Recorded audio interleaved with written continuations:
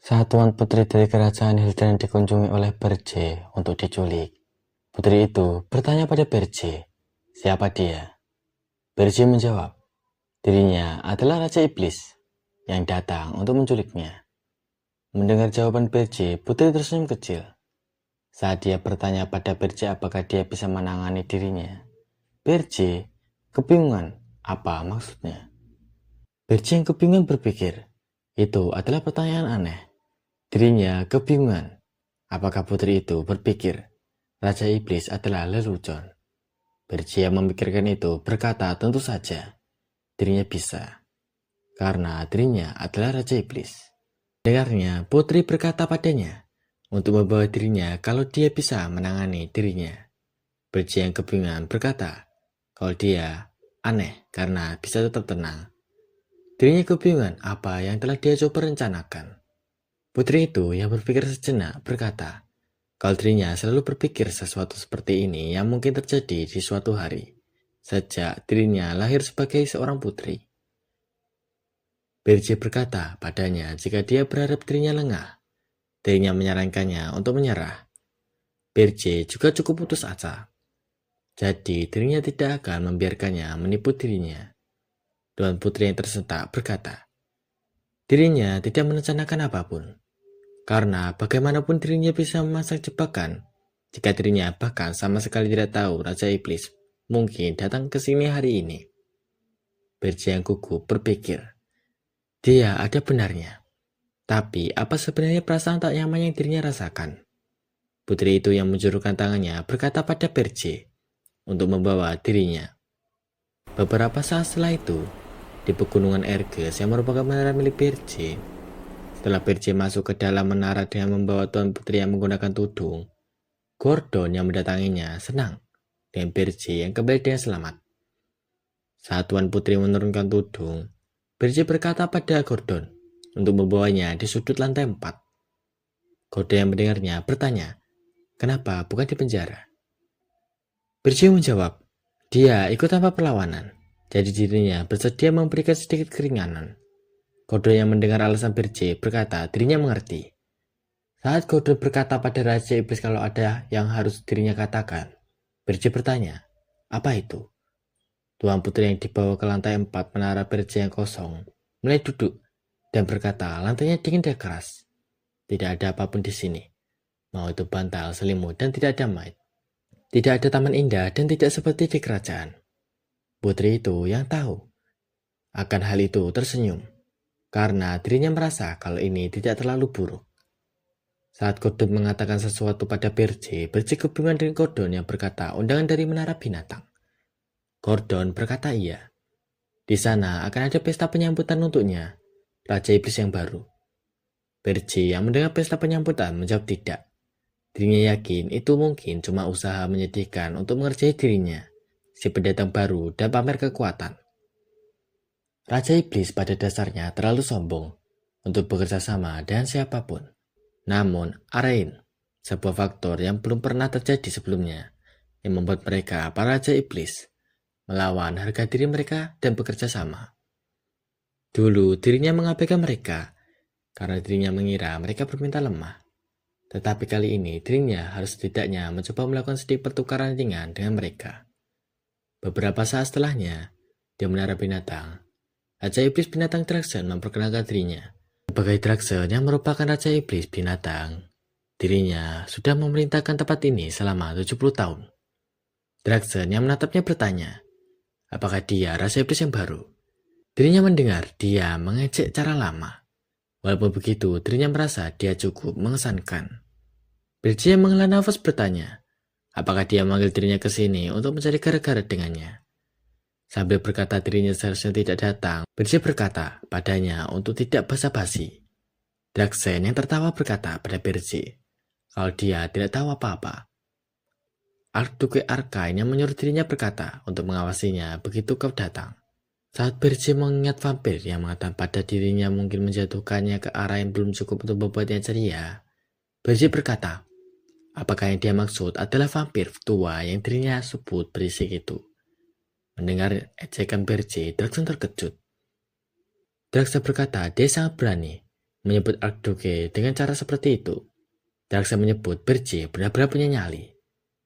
Darkseid menjatuhkan daging yang sedang dia makan. Darkseid berkata padanya untuk menjilat itu. Dan jika dia melakukannya, dirinya akan memaafkan kelancangannya. Berje berkata padanya yang dia sebut Raja Iblis Binatang. Apa kau benar-benar tidak tahu? Kenapa kau ada di sini? Darkseid berkata dirinya tahu. Kau yang bodoh, itu karena dia mengejek ortodoksi para Raja Iblis. Berje yang mendengarnya berkata, kalau menurut ortodoksi itu, Raja Iblis tidak boleh saling membunuh. Berje yang berkata namun menginjak daging yang dilemparkan Darkseid dengan keras. Melihat efek serangannya, Darkseid merasa sangat terkejut. Berje yang menatapnya tajam bertanya, apakah dia berpikir dirinya akan tunduk dengan aturan itu? Melihat tatapan tajamnya, Darkseid yang ketakutan kebingungan dengan hawa keberadaannya yang terasa mengerikan. Darkseid yang gugup berkata, Archduke Arkain menyuruh dirinya untuk memastikan apakah dia sudah benar-benar menculik seorang putri. Jika dia tidak melapor selama sebulan, dia akan kehilangan otoritasnya. Berje yang berbalik berkata, sebelum dirinya penasaran dengan apa yang ingin dia katakan, tetapi ternyata hanya ini. Berje juga berkata dirinya sudah menculik seorang putri. Saat Berje berkata dia sesuai dengan seleranya, Darkseid terlihat kebingungan. Kembali di tower Berje, Gordon berkata, dia telah menunjukkan kemegahan seorang Raja Iblis dengan sangat baik. Mendengarnya, Berje berkata, itu bukan hal istimewa. Untuk sekarang, dirinya yakin dia tidak bisa melakukan apapun lagi. Berje berkata, tetapi mereka perlu bersiap. Dirinya ingin Gordon memeriksa kondisi Tuan Putri. Dirinya ingin belajar cara memanfaatkan sang putri. Mendengarnya, Gordon berkata, siapa padanya yang Gordon sebut Raja Iblis? Saat salju terus turun di luar menara, Berje berpikir, ini merepotkan jika pendiri para Raja Iblis lainnya. Keadaan jadi cukup menyusahkan. Berje menatap tajam berpikir, akibat mengejek cara ortodoksi ternyata lebih besar dari yang dirinya duga. Tetapi bahkan jika dirinya diberi kesempatan lagi, dirinya akan membuat pilihan yang sama. Dirinya lebih memilih mati daripada menundukkan kepalanya pada sampah. Saat Berje menyalahkan layar, Berje berpikir, dirinya tidak akan mengulangi kesalahan yang sama. Kali ini dirinya akan membangun ulang fondasi dari awal. Karena dirinya menculik putri dengan peringkat terendah. Dirinya hanya akan mendapatkan beberapa ratus poin energi iblis saja. Tetap saja, ini yang paling aman. Saat melihat poinnya yang menyentuh angka 13.000, Berje kebingungan kenapa dirinya punya begitu banyak poin. Saat Berje menerima rekam video dari Menara Binatang, Berje kebingungan. Di saat itu, Darkseid berkata padanya yang dia panggil Raja Iblis baru. Darkseid berkata dirinya mengirimkan ini padanya untuk memberi selamat. Meski pertemuan pertama mereka sayangnya tidak berjalan baik. Setidaknya dirinya harus memberikan hal sebanyak ini sebagai seniornya. Darkseid berkata, bagaimanapun juga apa yang dia capai diarahin sama sekali bukan prestasi yang mudah. Dirinya benar-benar terkesan. Apa mengajak cara ortodoksi hanya kedok saja. Mendengar alasan dari Darkseid, Berje berkata, ada yang salah? Saat Gordon berkata mereka memiliki masalah di lantai 4, Berje terkejut. Sesampainya di lantai 4, Berje melihat banyak kupu-kupu berterbangan di mana-mana.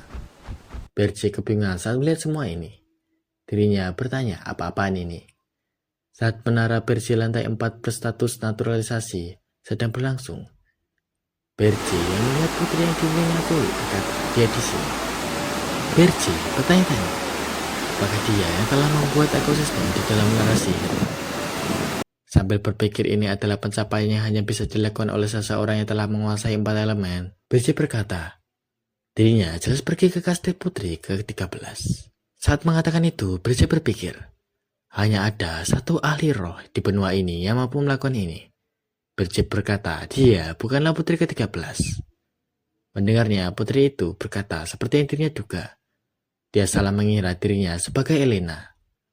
Saat Berje yang gugup berkata jangan-jangan dia adalah, sebelum sempat menyelesaikan perkataannya, putri itu yang tersenyum berkata benar. Namanya adalah Ernan Hilderan, yang merupakan putri pertama kerajaan Hilderan. Di kerajaan Hilderan, seseorang berteriak, berkata putri pertama telah diculik oleh seorang Raja Iblis. Raja yang marah bertanya, Siapa yang berani menculik putri tersayangnya? Ernan. Dirinya ingin untuk para pahlawan terkuat berkumpul, dan seluruh militer kerajaan juga berkumpul sekarang juga. Dirinya ingin mereka memegang Raja Iblis bodoh itu dan membawa kembali sang putri. Saat Ernan berkata itulah kenapa dirinya bertanya apa dia bisa menangani dirinya. BRJ berkata, dirinya telah mendengar seorang jenis elemental yang penuh dengan mana. Dengan mana sebanyak itu, BRJ tidak menyangka. Dirinya tidak bisa mendeteksinya. Dia bertanya pada Ernan, bagaimana caranya bisa memperdaya dirinya. Ernan menjawab, dirinya menyembunyikan mananya dengan cincin yang dirinya gunakan. Dan itu merupakan pusaka yang diwariskan di dalam keluarga kerajaan. Saat Ernan yang melepaskan cincinnya bertanya apakah itu menjawab pertanyaannya, dan apakah setelah tahu itu dia akan mengembalikan dirinya, BRJ berpikir, dirinya akan diejek jika mengembalikan sang putri. Dan karena tidak ada kerajaan yang takut pada pengecut, itu akan membuat dirinya makin kesulitan mengumpulkan energi iblis. BRJ yang menatap tajam berpikir, dirinya harus bertahan dengan yang satu ini. Saat memikirkan itu, BRJ terkejut dengan peringatan di layar yang menginformasikan kemarahan yang diarahkan pada Raja Iblis, BRJ Daya telah terdeteksi. Karena hal tersebut, sekarang BRJ memiliki 19.520 energi iblis. Sambil berpikir mereka pasti sudah menjadikan dirinya target tunggal, BRJ berkata, tidak ada yang berubah, meskipun kau bukan putri ke-13. BRJ berkata pada Ernan kalau dia akan tetap jadi sandranya.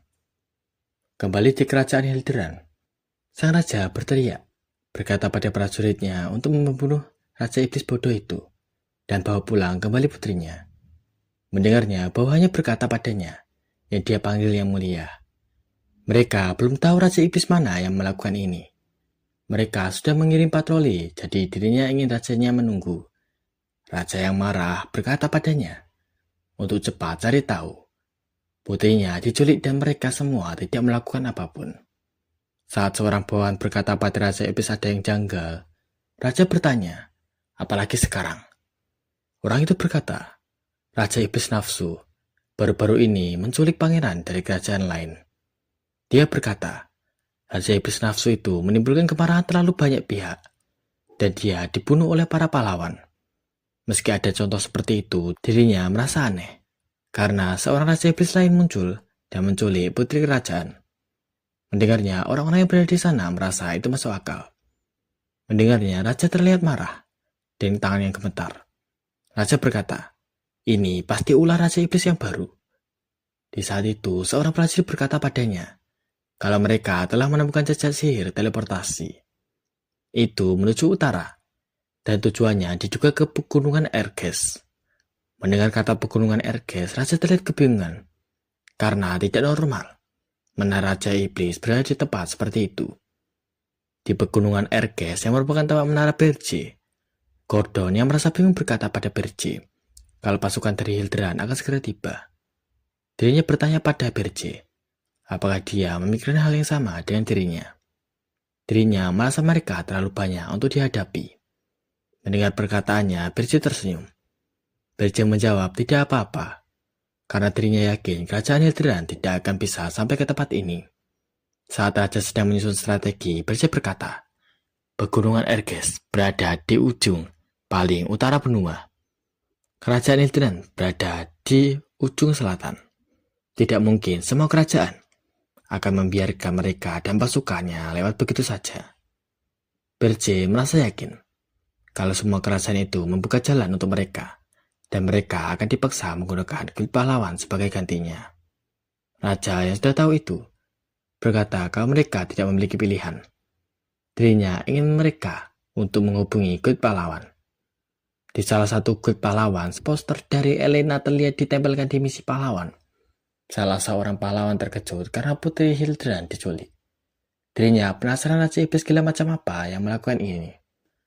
Seorang pahlawan lain yang melihat tujuannya berada di Erges sadar kalau itu pasti ulah Raja Iblis baru. Saat seseorang berkata tempat itu penuh dengan monster-monster neraka, seorang pahlawan lain berkata, dirinya tidak melakukan kerjaan kepahlawanan ini untuk mati. Seseorang itu tersenyum lebar bertanya-tanya, siapa yang akan pergi? Dirinya yakin Raja Hildiran akan menderita. Di saat yang sama, Birce berkata, klub pahlawan itu tidak akan bergerak karena orang-orang itu hanya peduli dengan uang. Mereka tidak akan mau pergi ke tempat yang begitu berbahaya, dan itulah kenapa dirinya membangun markasnya di sini. Mendengarnya, Gordon berpikir, dirinya mempertimbangkan ini juga. Dirinya memang tidak terlalu patuh pada aturan, tetapi Birce terasa sangat mengetahui tentang Arain. Saat Birce tersenyum, Gordon merasa Birce seperti pernah ke sini. Beberapa saat setelah poster ditempel di klub pahlawan, Raja Hildiran marah karena tidak ada pahlawan yang mau maju untuk tugas itu. Dirinya kebingungan bagaimana mereka bisa menyebut diri mereka pahlawan. Saat Raja merasa pusing, Birce berpikir, sebanyak pahlawan yang ada di Arain, mereka lebih peduli pada keuntungan mereka, yang membuat mereka sangat pilih-pilih. Birce merasa, itu sebabnya akan butuh waktu, sampai terbentuk kelompok yang layak. Dan juga akan butuh waktu lama, untuk sampai ke tempatnya juga. Walaupun begitu, Birce merasa energi iblis ini sudah cukup untuk menghadapi seluruh pasukan pahlawan. Dirinya tahu, rasa takut itu dengan sangat baik. Saat Birce berkata pada Gordon untuk menghubungi Draxen karena dirinya akan menjual energi iblis dengan menukarnya dengan mata uang manusia, Gordon berkata siap. Setelah dirinya sadar dengan perkataan Birce, Gordon terkejut. Dirinya bertanya kembali, apakah Birce ingin menukar energi iblis? Gordon menjelaskan, energi iblis itu sendiri adalah mata uang impian yang memungkinkan kita melampaui batas ras kita dan membuka fitur-fitur menara, serta memanggil monster. Dirinya kebingungan dengan Birce yang ingin menukarkannya dengan mata uang manusia. Birce berkata, dirinya tahu akan hal itu. Karena hal tersebut, dirinya yakin Draxen akan membayar jumlah besar untuk itu. Dirinya tidak akan bisa menghentikan para pahlawan dengan jumlah energi yang dirinya miliki. Tetapi dengan uang manusia, ada hal yang bisa dirinya lakukan. Di Holton Work yang berada di dekat pegunungan Erkes kota benteng, seseorang terlihat mendekat ke arah dua penjaga. Melihatnya, seorang prajurit bertanya siapa dia. Orang itu menjawab dirinya seorang prajurit bayaran. Mendengar dia adalah prajurit bayangan, penjaga satunya berkata kalau dirinya tidak percaya, karena prajurit bayangan gila macam apa yang pergi ke pegunungan Erkes sendirian. Saat penjaga itu berkata dia mencurigakan, orang itu menyewa penjaga itu dengan koin emas yang membuat kedua penjaga itu terkejut. Saat salah satu penjaga itu ingin mereka membaginya dua, penjaga satunya bertanya, apakah dia tidak percaya pada dirinya. Di saat itu, Birce melepaskan tudungnya. Dia berpikir, sekarang dirinya bisa melihat-lihat kota ini sendirian. Dirinya akan mencari pemandu terlebih dahulu.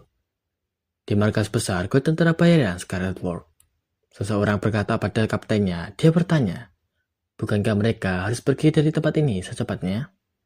Mendengarnya, kaptennya bertanya apa? Padahal dirinya merasa tempat ini begitu nyaman. Dia berkata, para prajurit yang mengurus para monster dan mereka hanya mengambil rampasan pertempuran. Karena hal tersebut, dirinya merasa tidak ada tempat yang lebih baik dari tempat ini. Saat seseorang di lantai 2 bertanya apakah dia tidak mendengar beritanya karena seorang raja iblis baru saja mendirikan sebuah menara di pegunungan Erkes, orang itu menjawab, itu berita palsu. Dia pasti tidak akan mengenal para raja iblis. Karena mereka selalu mendirikan menara di tempat yang mudah dijangkau oleh para pahlawan.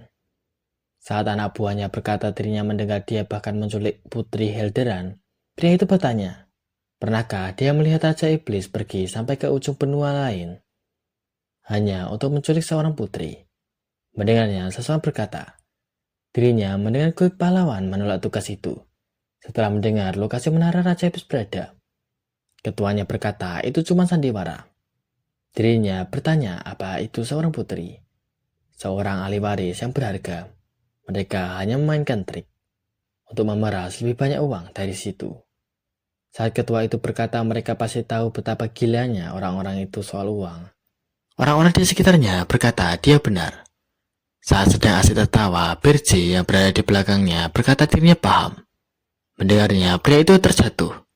Dia berkata Birce mengejutkannya. Dirinya bertanya siapa dia. Birce yang tersenyum berkata, mereka terlihat cukup banyak tahu. Dan itu sempurna untuk menjadi pemandunya. Dirinya ingin mereka meninggalkan satu orang saja dan lainnya keluar. Prajurit bayaran di sana mulai menyerangnya. Pria botak berkata, dialah yang telah menyusup di tempat ini. Dan pria berambut kuning berkata, dia tidak akan keluar dari sini hidup-hidup. Saat para pembunuh bayaran menyerangnya, Berje menyerang mereka bertiga sekaligus dengan cepat. Dia menyerang para penjahat bayaran sambil terus berjalan. Melihatnya, pria berbadan besar berkata, kamu sambil mulai mainkan palu godam. Saat dia menyerangnya dengan palu godam itu, Berje yang menerima serangannya terlihat tersenyum. Melihatnya, pria itu terkejut. Dengan Berje yang bahkan tidak terluka sedikit pun. Di saat itu, prajurit bayaran di lantai 2 mulai menggunakan crossbow-nya. Di saat itu, Berje mulai melemparkan pria dengan palu godam ke arah prajurit bayaran yang menggunakan crossbow. Melihatnya, pria yang sebelumnya sombong ketakutan. Pria itu sadar kalau Berje adalah monster. Di luar guild, suara keras yang saling beradu pukul terdengar dengan jelas. Mendengarnya, seorang penyihir berkata, mereka bertarung lagi. Orang lainnya bertanya apakah mereka tidak lelah. Di sisi lain, di guild, Berje yang mewakili semua prajurit bayaran di tempat itu terlihat menyesalkan orang. Saat Berje berkata padanya untuk tidak takut karena dirinya akan mengampuninya jika menjawab pertanyaannya. Pria itu yang menundukkan kepala berkata iya. Padanya yang dia panggil tuan. Dirinya akan melakukannya jika itu menyelamatkan dirinya. Berje bertanya, di mana pasar budak? Di tempat yang terlihat tidak mencurigakan, Berje dan pria itu terlihat masuk ke dalam kediaman itu. Saat melihat budak yang ada, Berje bertanya, apakah di sini hanya ada budak manusia? Dengan gugup, pria itu bertanya, apakah itu tidak sesuai seleranya? Saat Berje memberikannya sangat banyak koin, Berje bertanya apakah ada barang yang lebih langka. Pria itu yang gila uang berkata tentu saja. Dirinya berkata lewat sini. Melihatnya, Berje berpikir, bagaimana dia bisa memasang wajah seperti itu? Setelah melihat para bawahannya diajar habis-habisan. Dia merasa manusia menginginkan uang dan iblis yang menginginkan energi iblis. Dia berpikir, keduanya tidak ada bedanya. Berje mulai menuruni tangga, dan pria itu mulai menunjukkan tempatnya. Sambil berpikir dirinya yang ingin membeli budak dari spesies di dunia luar yang ditangkap manusia, saat Gordon bertanya apa hal yang ingin dia lakukan dengan uang manusia itu, Berje yang mencari budak berasa. Seorang elf yang dikenal karena integritasnya akan lebih cocok. Dirinya akan menggunakan elf itu sebagai mata-mata untuk menciptakan kekacauan di antara para pahlawan. Di tempat lain, Raja Hildren mendengar seorang pahlawan, mereka namanya Hylian Kargil, ada di sini. Melihatnya, Raja percaya kalau pahlawan Hildren pasti akan mengambil tugas ini. Pahlawan Hylian berkata, tentu saja. Dirinya akan menyelamatkan sang putri dan membawa kepala Raja Iblis kepadanya. Dengan tatapan tajam, Hylian berkata atas nama keadilan. Terima kasih sudah menonton. Sampai jumpa di video selanjutnya.